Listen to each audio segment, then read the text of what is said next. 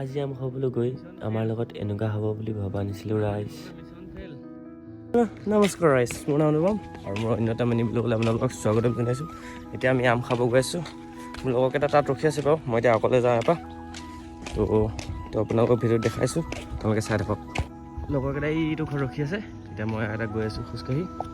এইফালে আম খাবলৈ আহি লগৰটো ঘৰত সোমাই গ'ল। লগৰটো ঘৰৰ ষ্টাইলে চাই আছোঁ। কি ষ্টাইল দিছে, নতুন ঘৰ বনাইছে যে তাকে চাইছোঁ।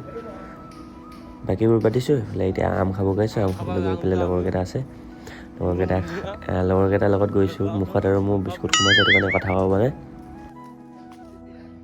মিছন ফেইল, আম আনিবগৈ মিছন ফেইল।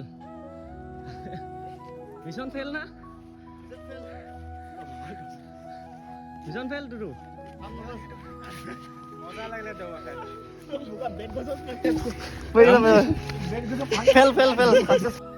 লাষ্টত গৈ এজোৱাতে পাৰিলে আৰু বেছি নাই বাৰু। এইটো গছৰ ওপৰত উঠি পাৰি আছে, তলত এইকেইটা বুটলি আছে। ইমানকেইটা পাৰিলে, বেছি নাই যে কেইটামানে পাৰিলে। তাকে এইফালে তাতে খাব লৈছিলোঁ, তাত কিন্তু নেখালোঁ।